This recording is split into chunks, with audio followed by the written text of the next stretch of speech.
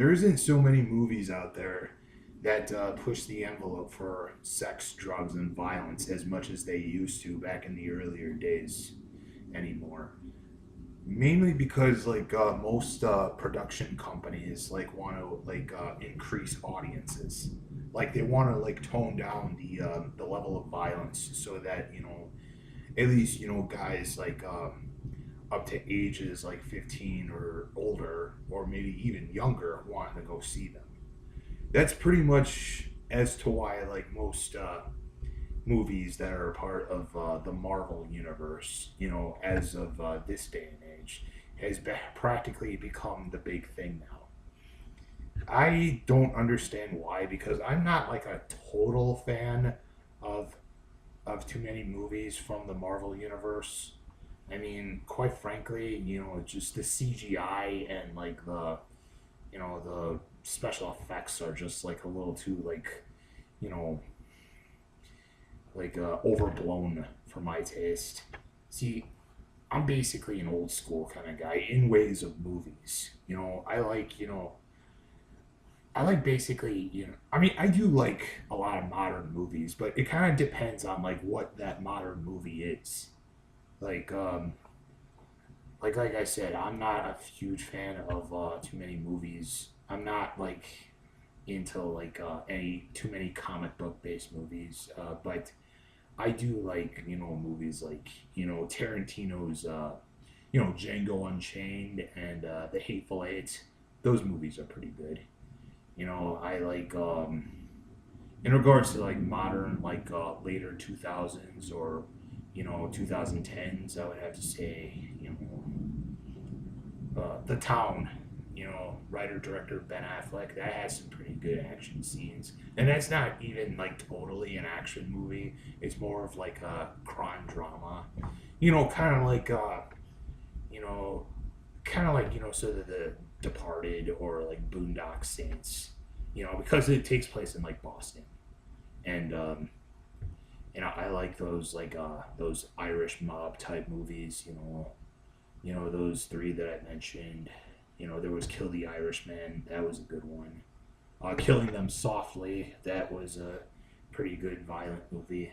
See, I just love violent movies.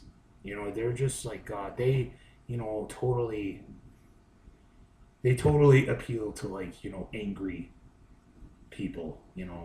I mean, I'm generally a laid back person, but I do get angry at one point or another, and those kind of movies really appeal to me when I'm in a pissed off mood. But I am particularly a fan of violent movies from earlier years, like 80s, and and there's a lot of 90s crime movies that really appeal to me, like Natural Born Killers, True Romance, and earlier Quentin Tarantino, Reservoir Dogs, Pulp Fiction, and but I think the most the ones that were violent, that that influenced movies like that are movies that are particularly from the late 60s and early 70s.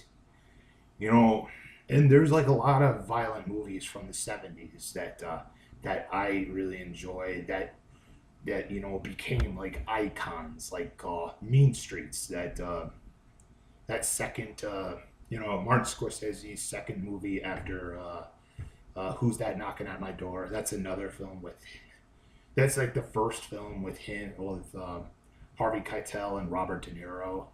You know, you know, a few years before Taxi Driver, and both those movies are awesome. And Who's That Knocking at My Door is a great movie as well. But particularly during 1971 was the movie where four particularly iconic movies were released that that received controversy because of their violent subject matter, because of their high level of violence and profanity and even sex. And I happen to own all four of those, and I own a lot of other movies.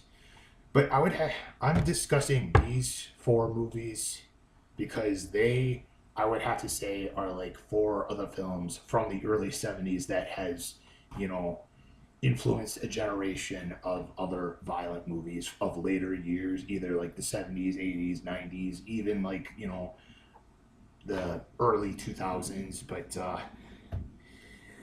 I'm starting with this particular classic, Dirty Harry. You know, everybody has seen this. You know, you can't call yourself a movie buff if you've never seen Dirty Harry. Well, at least a movie, you know, an action movie buff if you haven't seen this one. I mean, I like the rest of the movies from the Dirty Harry series. You know, Sudden Impact. That's the movie that has that "Go ahead, make my day" quote. If anybody's wondering which Dirty Harry movie that quote is from, but you know, others like The Enforcer, you know, the Deadpool, not the comic book Deadpool, the Deadpool, which is actually the last entry of the Dirty Harry series. And the other ones are awesome, but this one is particularly iconic because you know Harry Callahan and his awesome, you know, his pistol, you know, and like the quotes, you know, and like you know you know, the plot where he's like trying to catch the Scorpio killer, you know, who's influenced by the Zodiac killer, and you know just the fucking awesome, the jazzy soundtrack is awesome, you know, and like you know, the French Connection, particularly the first one. The this is like the double, you know, both French Connection Part 1 and 2. But you know, Part 1 is particularly iconic because you know Popeye Doyle's character is almost similar to, you know, Dirty Harry Callahan, but you know, I would have to say like Gene Hackman's Popeye Doyle is more like gruff. Well, I mean, Dirty Harry is, you know, gruff in his own ways, but you know, I would have to say like Gene Hackman's Popeye Doyle is more intimidating because like you know, he's just one brutal motherfucker in it, you know. And William Friedkin is the one who directed that film. He's the one who directed The Exorcist. You know, I love The Exorcist. I love the other movies he makes. To Live and Die in L.A. is a great fucking movie, you know. And this is another film that, you know, generated a you know, a long line of violent movies, you know, from different years. And I particularly recommend the first one. The second one was pretty awesome, but it can never compete with the original. Absolutely not. Straw Dogs, Dustin Hoffman movie, directed by Sam Peckinpah, who is known for, you know, making such violent movies. Anybody remember The Wild Bunch? That was pretty brutal when it came out. It scared the fuck out of a lot of people.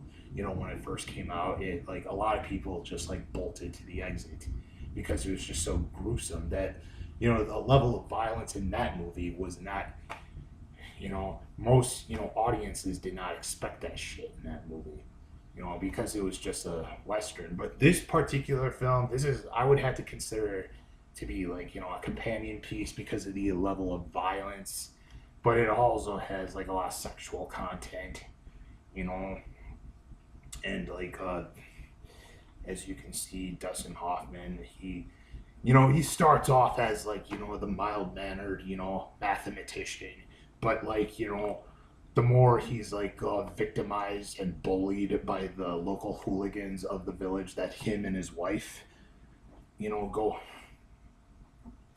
you know, move to for the summer, they the more psychotic he becomes, and like it gets to the point where he just can't take it anymore.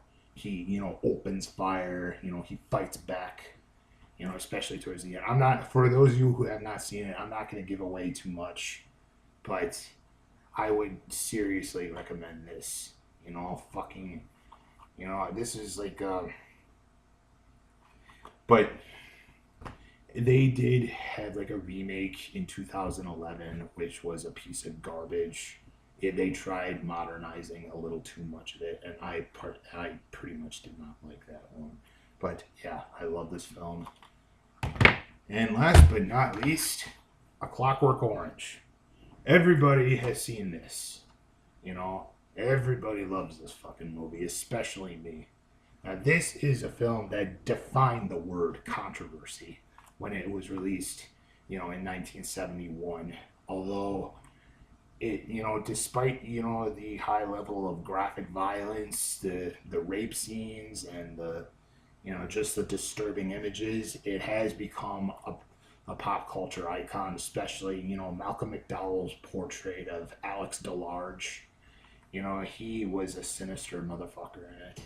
I want, I have a t-shirt of this movie.